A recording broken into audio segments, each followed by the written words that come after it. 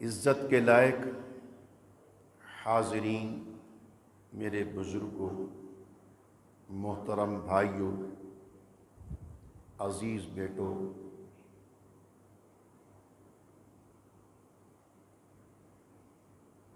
کچھ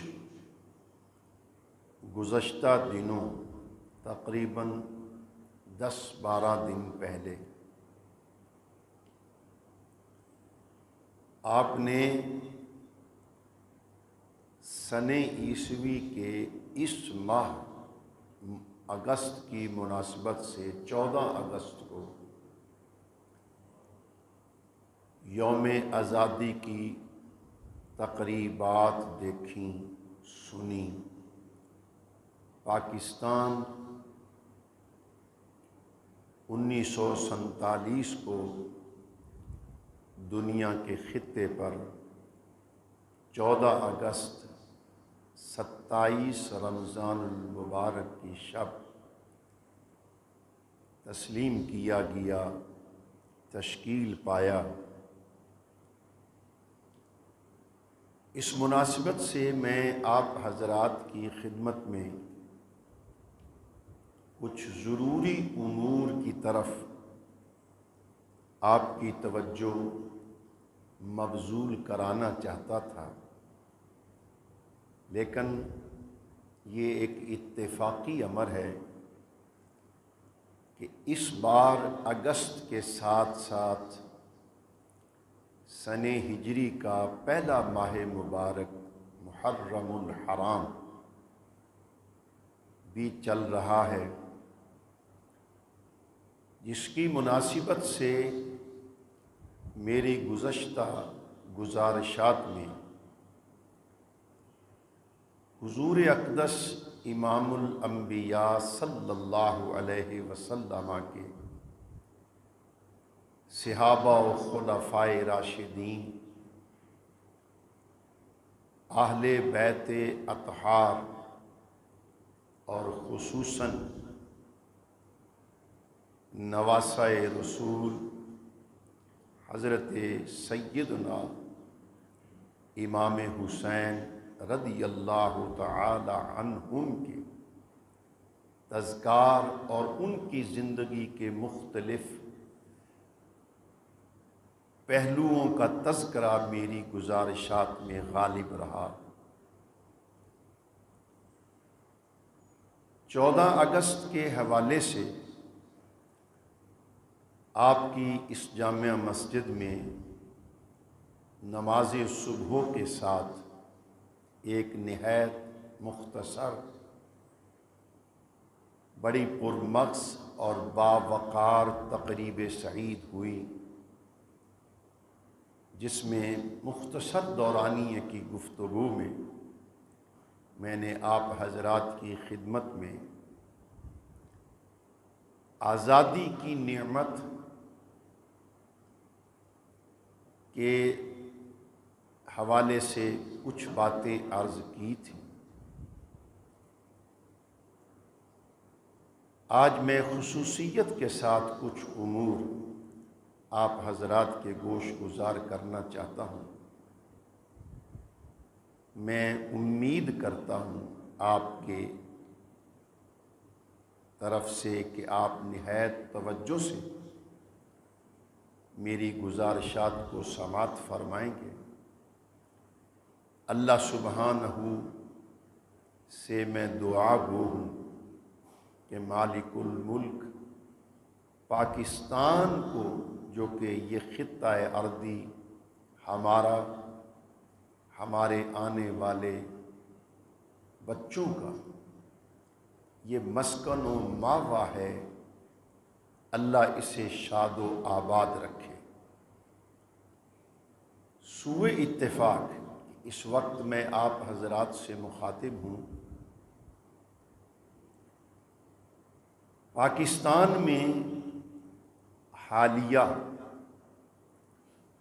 بارشوں، سیلابی صورتحال نے ملک کو اندرونی طور پر بالعموم اور بالخصوص ہماری سرکاری مشینری اور صوبہ پنجاب کے اطراف میں پھیلے ہوئے صوبہ سندھ، بلوچستان، خیبر پختونخوا، دیگر علاقہ جات وہ ان سیلابی صورتحال سے بری طرح متاثر ہوئے ہیں، جس کا رنج، تکلیف ہر صاحب ذی شعور جو پاکستان سے محبت کرتا ہے، قوم اور ملک کا خیر خواہ ہے، وہ اس تکلیف کو محسوس بھی کرتا ہے اور اس کے حل کے لیے اپنی ہمت اور بساط کے مطابق چارہ جوئی بھی کر رہا ہے۔ دعا گو ہوں کہ اللہ سبحانہ ہمارے ان بہن بھائیوں کو جو اس وقت سیلابی صورتحال کی وجہ سے نہایت مشکل کا شکار ہے، بیچارے کھلے آسمان کے نیچے زندگی کے یہ شب و روز گزارنے پر مجبور ہیں، شدت کی سردی بھی اور اوپر سے موسلا دھار بارشوں کے سبب ان کی زندگی مفلوج ہو کے رہ گئی ہے۔ ہم دعا گو ہیں کہ اللہ سبحانہ اس مشکل کی گھڑی میں ہمارے ان بھائیوں، بزرگوں، بیٹوں، ماؤں، بہنوں کی حفاظت فرمائے اور ان کی فلاح کے لیے ہمارے سرکاری ادارے یا قومی سطح پر جو تنظیمیں، لوگ انفرادی طور پر ان کی بحالی کے لیے کوشاں ہیں، اللہ سب کی سعی کو مبرور بھی فرمائے اور ان کی کوشش کو بار آور کر دے۔ عزت کے لائق میرے بھائیوں، بزرگوں، آزادی یہ خدا تعالی کا ایک بہت بڑا انعام ہے۔ ہم نے ان حالات کو دیکھا نہیں، کتابوں میں پڑھا، تاریخ کے اوراق ہم نے الٹ پلٹ کیے، ان واقعات کو، صورتحال کو دیکھا، سنا، پڑھنے کی کوشش کی کہ جس وقت متحدہ ہندوستان کی صورتحال میں ہمارے بڑے بزرگ رہ رہے تھے، انگریزوں کے ساتھ مل کر ہندوؤں نے اس علاقہ کے مسلمانوں کو جس طرح کے زندگی میں ظلم و ستم اور مکر و فریب کی چکی میں پیسنے کی کوشش کر رہی تھے، وہ صورتحال آج ہم کتابوں سے، تاریخ کے اوراق سے پڑھ کے اندازہ کر سکتے ہیں، اور ہمارے ان بزرگوں نے تو ان حالات کو باقاعدہ طور پر سامنا کیا۔ کسی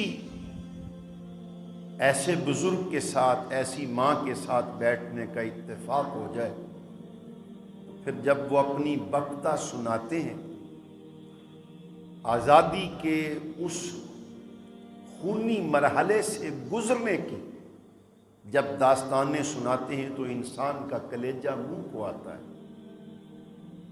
تکلیف اور پریشانی ہوتی ہے، لیکن ہمیں تعسف اس بات پر ہے، افسوس اس بات پر ہے کہ ہمیں حضرت مولانا مرحوم قائد اعظم رحمۃ اللہ علیہ اور علامہ محمد اقبال رحمۃ اللہ علیہ، ان اکابر کی رحلت کے بعد پاکستان میں جس طرح کی قیادت اور حکومتی باغ ڈور سنبھالنے والے افراد کی کھیپ ملی ہے، وہ ہمارے لیے کوئی زیادہ قابل رشک نہیں ہے۔ میں آج آپ سے یہ عرض کرنا چاہتا ہوں کہ ہم اپنا پاکستان کا 75 سالہ دور آزادی اسے سامنے رکھیں، پاکستان کی تاریخ کو بغور کبھی کبھار پڑھا کریں، اور پھر اس کے ساتھ ساتھ ہم بنیادی طور پر مسلمان ہیں، امت مسلمہ سے ہمارا گہرا تعلق ہے، مسلمان ہونے کے ناطے سے ہم پھر اللہ کے رسول صلی اللہ علیہ وسلم کے ارشادات، قرآن کریم کی تعلیمات کو سامنے رکھیں، اور پھر ہم یہ موازنہ کریں کہ کیا من حیث القوم ہم پاکستان کی آزادی کے ان مقاصد پر پورا اتر رہے ہیں جن کی بنیاد پر ہمارے بزرگوں نے یہ کاوش کی، ہمارے بڑوں نے محنت کی، اور شب و روز ایک کر کے کئی سال کی مسلسل جد و جہد اور محنت کے بعد پاکستان کے نام پر یہ خطہ ارضی، یہ ملک جو تھا، اس کو قائم کیا۔ کیا ہم ان مقاصد سے ہم نوا ہیں؟ اگر تو آپ کا یا میرا جواب ذاتی طور پر مثبت ہے کہ ٹھیک ہے جی ہم آزادی کے مقاصد پورے کر رہے ہیں، تو ہمیں اللہ کا شکر ادا کرنا چاہیے، اور بالفرض اگر ہم قومی سطح پر، انفرادی سطح پر، یا ہم اپنے حکومتی سطح پر آزادی کے ان مقدس اہداف کو حاصل کرنے میں ناکام ہیں، تو پھر ہر پاکستانی کی یہ ضرورت ہے، میرے بچے کی بھی، میرے بڑے کی بھی، کہ ہم ان عوامل کے اوپر غور کریں، ان کمزوریوں کو ہم پوری دیانتداری سے دیکھیں کہ جن کی وجہ سے ہم پاکستان کی مملکت کے ساتھ، اس کے آزاد ہونے کے بعد اس کے ساتھ وفا نہیں کر پا رہے۔ یہ میری آپ کی فریضہ ہے، ذمہ داری ہے کہ ہم اس ملک کے شہری ہیں، اس ملک کے باسی ہیں۔ میں یہ فکرہ آپ حضرات سے کئی ایک مرتبہ دہرا چکا ہوں۔ کچھ ہماری اپر کلاس کے لوگ ہیں جن کے ملک میں یا بیرون ملک بہت سے روابط مضبوط ہیں، ان کے معاشی حالات بنسبت عام آدمی کے بہت زیادہ مضبوط ہیں۔ وہ جب کبھی کسی مشکل کا شکار ہوتے ہیں، انہیں آسانی سے ویزے مل جاتے ہیں، کاروبار بار سیٹل کر لیتے ہیں، اپنے معاملات کو ملک کے بجائے وہ باہر چلا لیتے ہیں۔ یہ ہر ایک آدمی کا مسئلہ نہیں ہے۔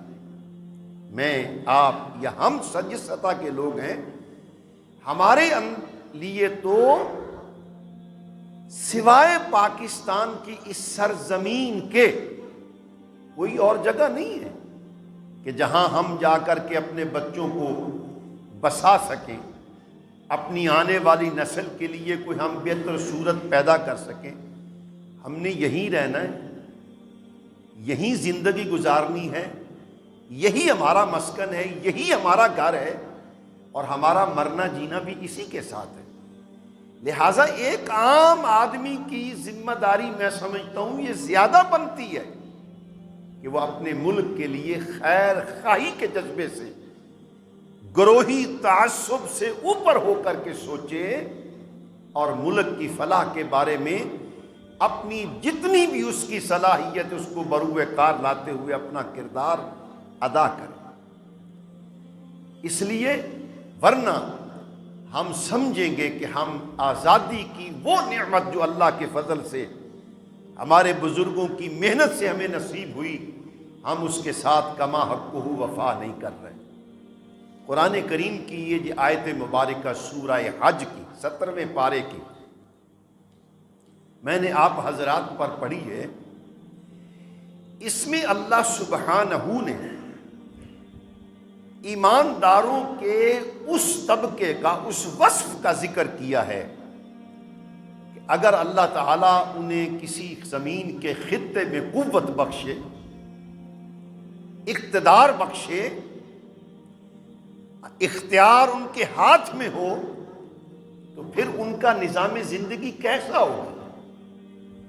میں کسی کے ساتھ بحث کی دروازہ کھولے ہوئے سادے لفظوں میں آپ کو اس آیت مبارکہ کا ترجمہ عرض کرتا ہوں، آپ توجہ فرمائیں اور اس پر غور و فکر کریں، اور اللہ اگر توفیق دے تو سورہ حج کی یہ آیت نمبر 42 ہے، اسے جا کر کے پڑھیے قرآن کریم میں، سادے ترجمے کے ساتھ پڑھیں کہ یہ تقاضا ہم سے کیا کرتا ہے اللہ کا کتاب قرآن۔ ارشاد فرمایا میرے آپ کے خالق و مالک نے، الذین ان مکناہم فی الارض، میرے بندے وہ جنہیں ہم زمین میں قوت بخشیں، ظاہر ہے کہ اقتدار قوت ہے، اختیار ایک قوت ہے، جنہیں زمین میں ہم قوت بخشیں تو وہ پہلا کام کیا کرتے ہیں؟ اقاموا الصلاۃ۔ یہ اللہ ان کا فریضہ ذکر کر رہا ہے، ان کی ترجیح ذکر کر رہا ہے جنہیں اقتدار ملتا ہے، پبلک نہیں۔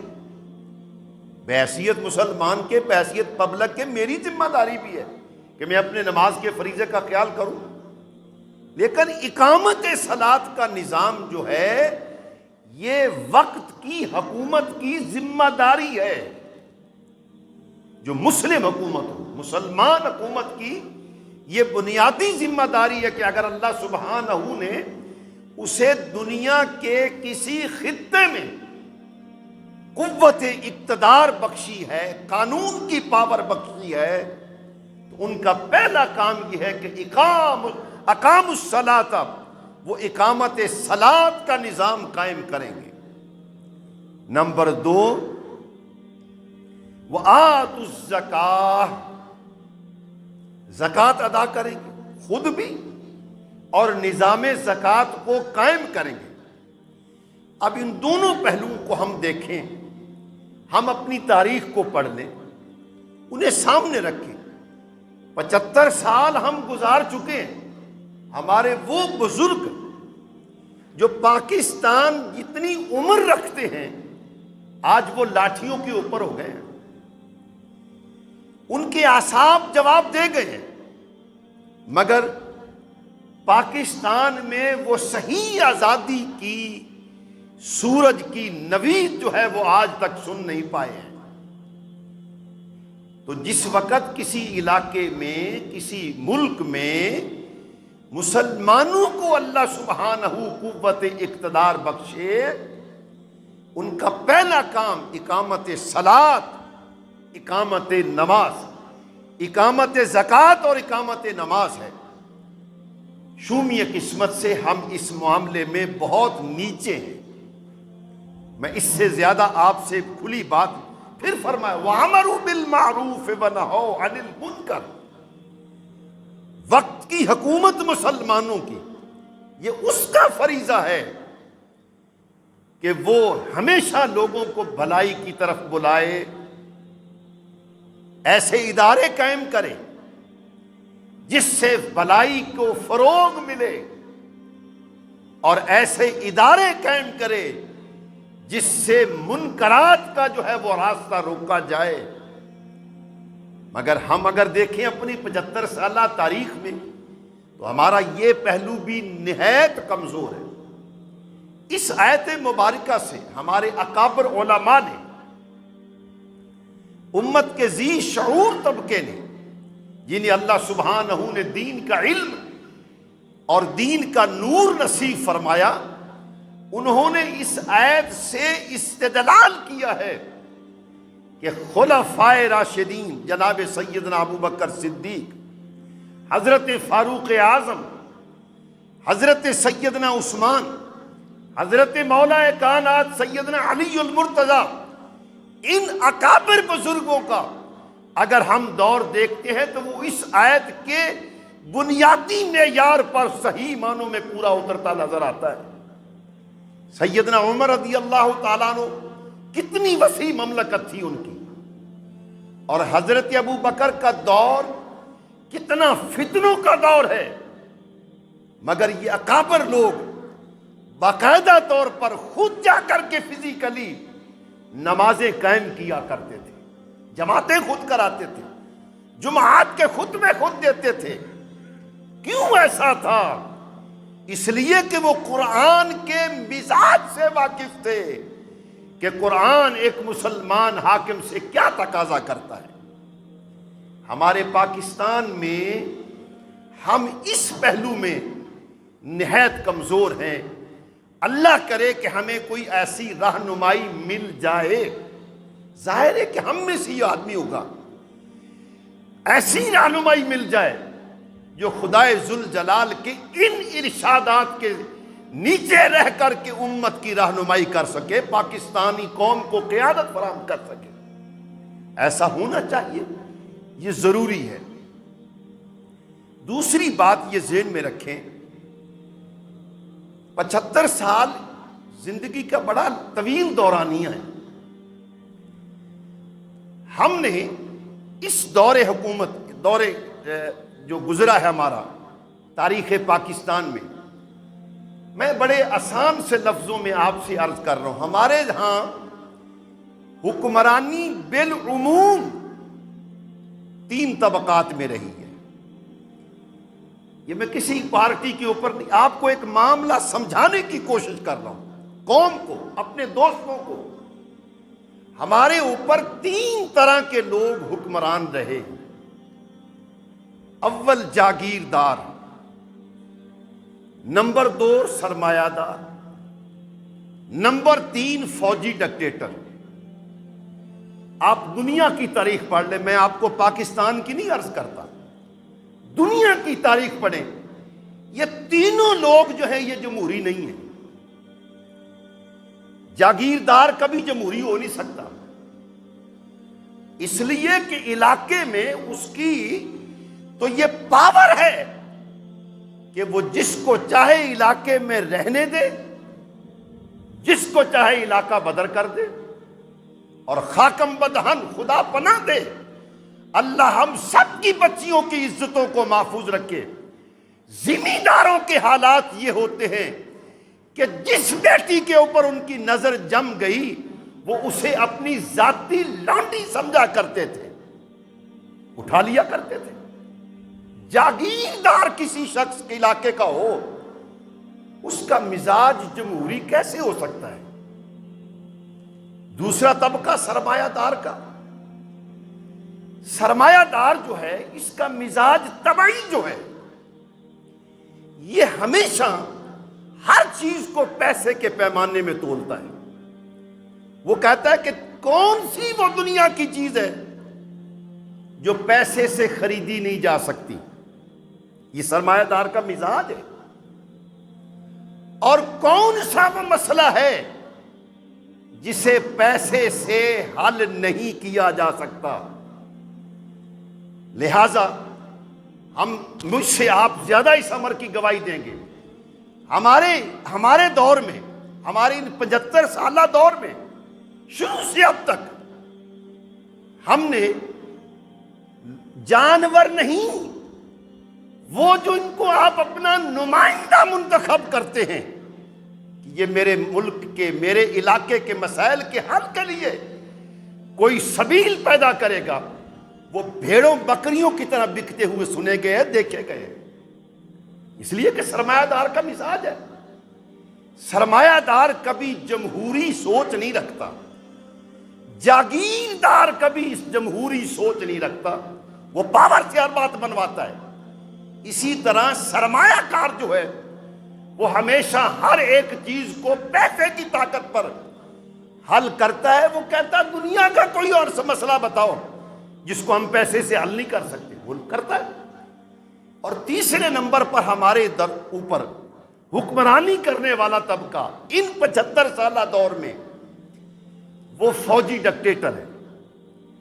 فوجی ڈکٹیٹر بھی قوموں کو، ملک کو کبھی جمہوری انداز سے نہیں چلاتے، وہ ہمیشہ ملک کو یا قوم کو ایک بٹالین سمجھتے ہیں کہ جس میں ہمارا آرڈر بس آرڈر ہے، اس کے سامنے نو کہنا یہ بہت بڑا جرم ہے۔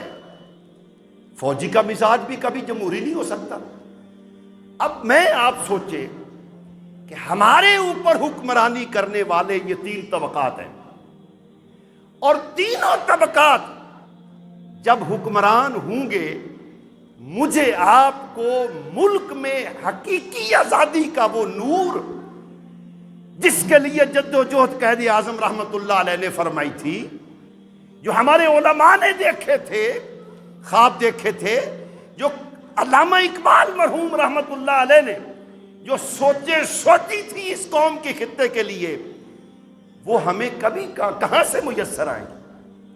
لہٰذا میرے نقطہ نظر میں ایک دین کا طالب علم ہونے کے ناطے سے مجھے کسی سے کوئی سروکار نہیں۔ میں یہ سمجھتا ہوں کہ پاکستان کا مزاج جو ہے، جس کی بنیاد جمہوری بنیادوں پر رکھی گئی ہے، یہ پاکستان کے مسائل کا حل کبھی ہو سکتا ہی نہیں ہے۔ میں اس کے چند حوالے آپ کو قرآن کریم سے بحیثیت طالب علم کے میں آپ سے اپنا دکھ شیئر کر رہا ہوں۔ میرے بچے ہیں، مجھے ان بچوں کی فکر ہے، اپنے بھائیوں کی فکر ہے، اپنی بہنوں کی فکر ہے، بیٹیوں کی فکر ہے۔ آئیے، جمہوریت کا سب سے پہلا نعرہ وہ کیا ہے کہ ووٹ برابر ہوتا ہے۔ اب آپ ایمان سے سوچیں، آپ کے ملک کا ایک پی ایچ ڈی بندہ ہے اور ایک میرے جیسا جاہل ہے، جسے صحیح طور پر اپنے ملک میں بوت و باس کا طریقہ بھی نہیں آتا۔ میرا ووٹ اور اس پی ایچ ڈی کے ووٹ کو اگر آپ برابر میں تولیں گے تو اس جمہوری نظام میں کبھی تبدیلی تو نہیں آئے گی۔ ایک آدمی گوار ہے، جیل ہے میرے طرف، وہ کھو کا مینڈک ہے، میں تو مسجد میں رہتا ہوں، میری سوچ اس مسجد تک محدود ہے، ایک محلے تک محدود ہے، اور میرے مقابلے میں وہ آدمی جو دنیا کی پولیٹکس کو جانتا ہے، دنیا کی سیاست پر گفتگو کر سکتا ہے، جس بندے نے دنیا کا نظام معیشت پڑھا ہو، جس بندے نے دنیا کے نظام حکومت کو دیکھا بالا ہو، ووٹ اس کا بھی برابر ہو، میرا بھی برابر ہو، تو اس جمہوری سسٹم میں آپ کیسے یہ توقع کر سکتے ہیں کہ صاحب وہ آدمی جو ہے وہ کبھی اس میں تبدیلی لے آئے گا؟ یہ ممکن نہیں ہے۔ پہلی خرابی اس نظام کی۔ نمبر 2، اللہ سبحانہ قرآن کریم میں یہ فرماتا ہے، لا يستوی الذین یعلمون والذین لا یعلمون۔ لوگوں، اہل علم جو ہیں اور جاہل جو ہیں یہ برابر نہیں ہوتے۔ تو آپ کی جمہوریت جو ہے وہ ملک میں دونوں کی رائے کو ایک برابر رکھتی ہے، ایک پلے میں رکھتی ہے۔ اس سے تبدیلی ممکن نہیں ہے۔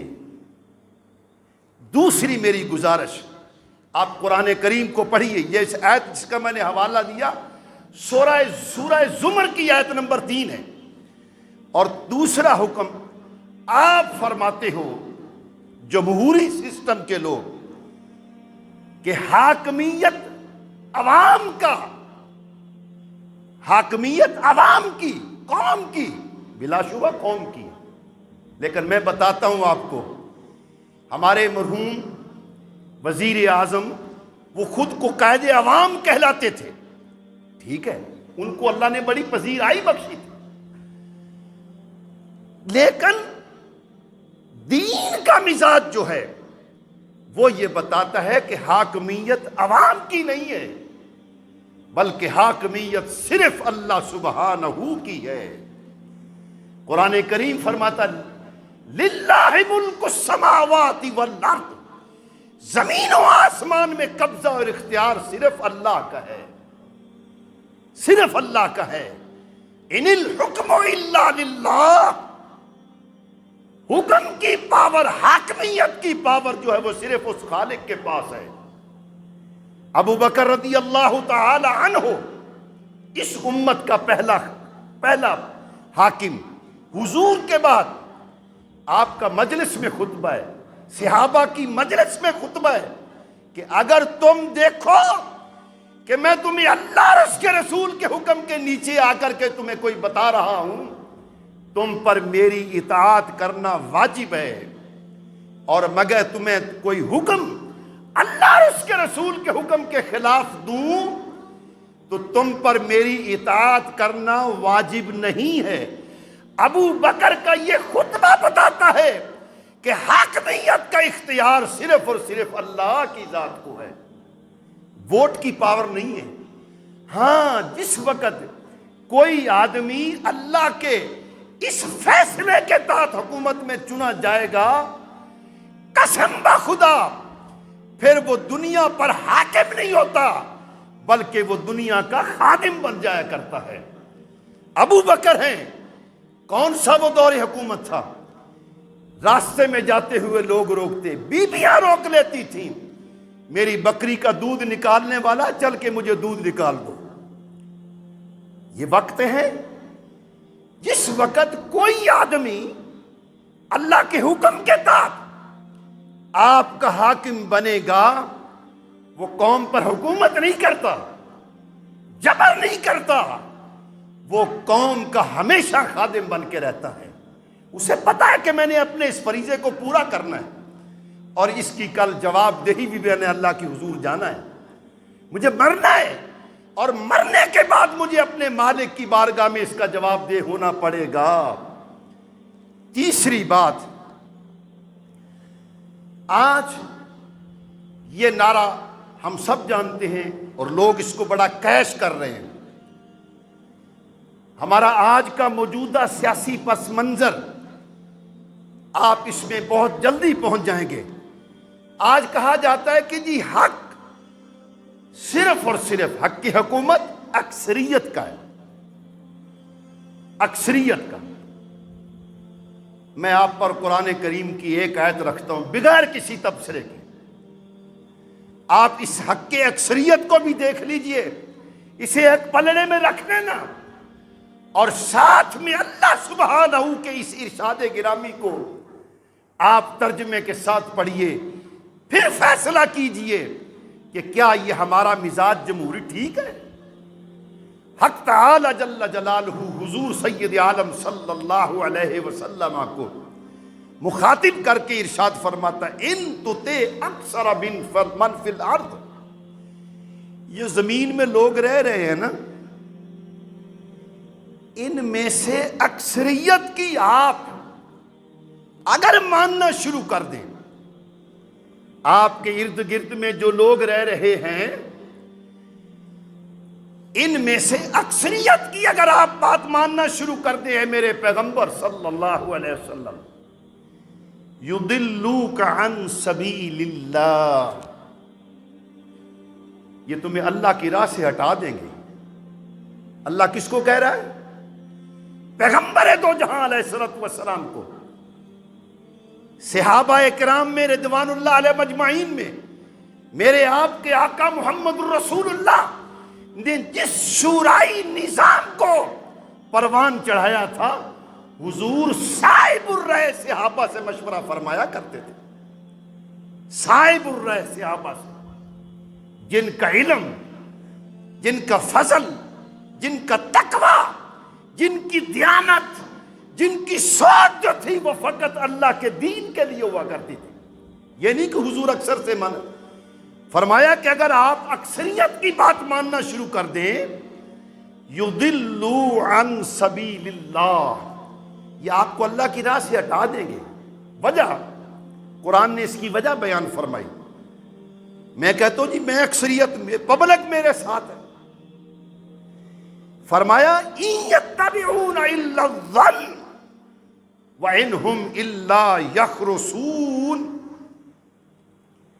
اس لیے کہ لوگوں کی اکثریت تو ناز گمان پر چلتی ہے، سنی سنائی باتیں اور اٹکل پچو لگا کر کے لوگ جو ہیں وہ اندازے لگاتے ہیں۔ دین میں یہ مزاج نہیں ہے۔ دین یہ کہتا ہے کہ اگر کسی قوم کو پروان چڑھانا ہے، اس کے اصحاب علم کے ساتھ وقت کا حاکم مشورہ کرے، اللہ ان کی برکت سے قوم کو نجات کے راستے پہ ڈال دے گا۔ میرے پیارے بھائیوں، یہ اکثریت کا نعرہ جمہوریت کا ہے، یہ دین کا مزاج نہیں ہے، یہ وقت کا تقاضا نہیں ہے۔ ہمیں اس سے نکلنا ہوگا۔ میری آج کی آخری بات ہے کہ ہمیں اپنے نظام زندگی پر سوچنا ہے۔ ہم 75 سال گزار چکے ہیں یار، صدی ہونے کو ہے، اور اتنے دور میں قومیں کہاں سے کہاں چلی جاتی ہیں۔ مہاتیر محمد کا، ملیشیا کا دنیا کے نقشے پر ہے، کس طرح سے اس نے قوم کو اٹھایا تھا۔ میں اگر کسی کا حوالہ دوں گا آپ پھر کہیں گے کہ پولیٹکس کرتا، میں قطعاً نہیں، نہ میرا مزاج ہے یہ۔ میں اپنے بچوں کو جگانا چاہتا ہوں کہ 75 سال میں ہمارے ساتھ کیا ہو رہا ہے۔ آج ہمارا ہر شخص وقت کے وزیر اعظم سے لے کر موجودہ کونسلر تک ووٹ کی بھیک مانگتے ہیں، لوگ ووٹ کی بھیک مانگتے ہیں۔ 2 حدیثیں رسول اللہ علیہ السلام کی میں اس وقت پڑھ نہیں سکتا۔ اللہ کے نبی صلی اللہ علیہ وسلم فرماتے ہیں، جو شخص کوئی عہدہ مانگ کر طلب کر کے چھین کے لے گا، وہ آزمائش میں ضرور ڈالا جائے گا۔ یہ اللہ کے رسول کا فرمان، بخاری کی حدیث ہے۔ آج جب ہم بینر دیکھتے ہیں، دیانتدار، سمجھدار، صاحب علم، فلاں، لکھا پڑھا، ہمدرد، ایثار رکھنے والا، لیکن جب جیتنے کے بعد ایم پی تو بڑی دور کی بات ہے، ایم این اے تو بڑی دور کی بات ہے، وزیر اس سے بھی دور ہیں، ہمیں تو کونسلر کا دروازہ کھلا کبھی نہیں ملا۔ کیا توقع کرتے ہیں آپ ان سے؟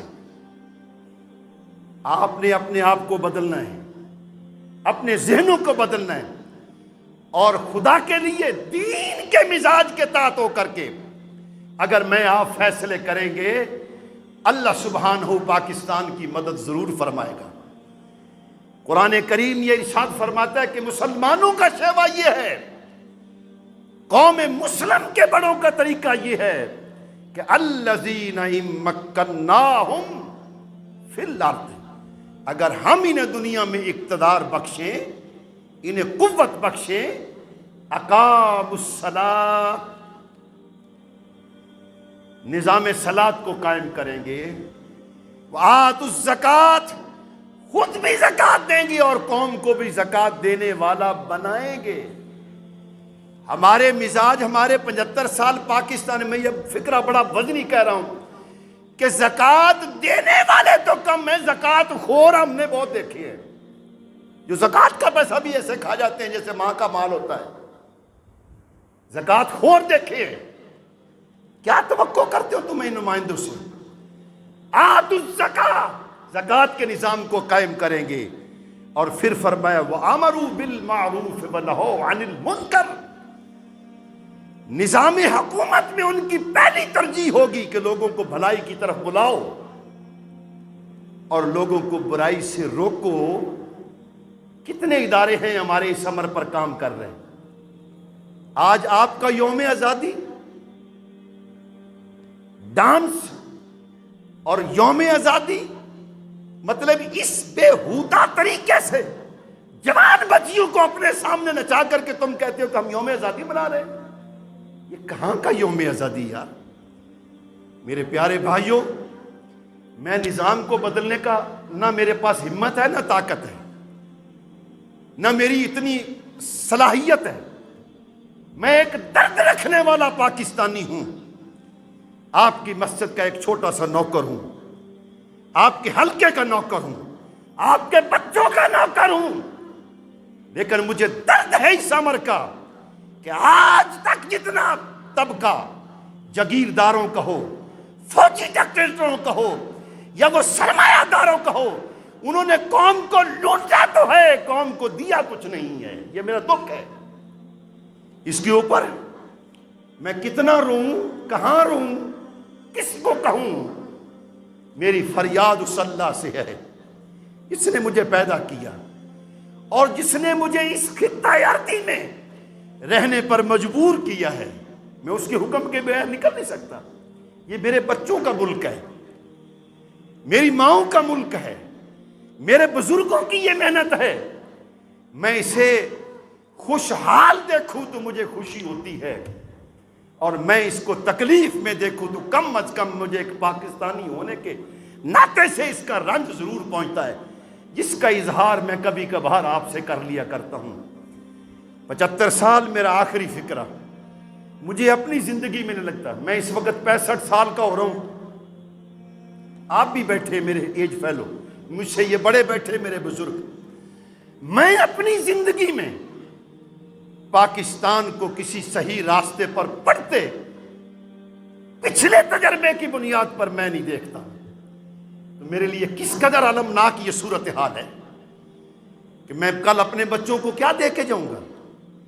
میرے پیارے بھائیوں، آئیے، یہ سیلابی صورتحال، یہ سوال کتنا بڑا یار کہ 75 سال میں آنے والی حکومتوں نے آج تک اس پانی کے اوپر اربوں روپے کھائے ہیں، ہر حکومت نے، مگر کبھی بھی، ہر سال ہم اس سے دو چار ہوتے ہیں، یہ کوئی آج کی بات تھوڑی ہے، ہر سال دو چار ہوتے ہیں۔ فصلیں اجڑ جاتی ہیں، لوگ بہہ جاتے ہیں، ڈنگر بہہ جاتے ہیں، سڑکیں جو ہیں وہ تالاب بن جاتی ہیں، مگر کبھی کسی نے منصوبہ بندی کر کے دیانتداری کے ساتھ اس کے اوپر پیش رفت کرنے کی کوشش کی ہے؟ یہ سوال پہ کس سے کروں، کس سے روں؟ میں آپ سے دکھ شیئر کر سکتا ہوں، آپ کے سامنے رو رہا ہوں۔ میرے بچوں، اپنے ملک کا سوچو، میرے بزرگوں، اپنی نسل کا سوچو، اللہ کے دین کو غلبہ دو، اللہ کے دین کی برکت سے انشاءاللہ پاکستان میں بہار آ جائے گی۔ اللہ سے مانگو وہ حکمران جو اس میں نظام صلاحت کو قائم کرے، جو سودی نظام سے ہماری جان چھڑوا دے، جو عمل بالمعروف کا کرنے والا حاکم ہو، جو نہی عن المنکر کا فریضہ ادا کرنے والا حاکم ہو۔ ایسا ملک میں حاکم مل جائے، اللہ سبحانہ کا یہ وعدہ ہے کہ وہ تمہیں اوپر سے بھی رزق دے گا، تمہیں پاؤں کے نیچے سے بھی رزق دے گا۔ مالک الملک میرے ملک کی خیر کرے، پاکستان کی خیر کرے، اور میں دعا گو ہوں اپنے ان بہن بھائیوں کے لیے، اپنے ان بچوں کے لیے، اپنے ان بزرگوں کے لیے جو آج پانی کی لہروں کی، بے رحم لہروں کا کہ تھپیڑوں سے کبھی ادھر بہ رہے کبھی ادھر بہ رہے، ان کو کوئی خانماں نہیں مل رہا، ان کو کوئی خیمہ نہیں مل رہا، وہ بھوک سے مر رہے ہیں، کہیں ان کو سانپ ڈس رہے ہیں، کہیں درندے کھا رہے ہیں۔ میرے بھائیوں، اس وقت قوم ایک نہایت کربناک صورتحال سے گزر رہی ہے، اور اس کے ذمہ دار ہم سب ہیں، ہمارے حاکم بھی، ہماری قوم بھی، میں بھی، آپ بھی۔ اللہ اس ملک کو اپنی رحمت کے صدقے میں نجات کے راستے پر ڈال دے۔ وآخر دعوانا ان الحمد للہ رب العالمین۔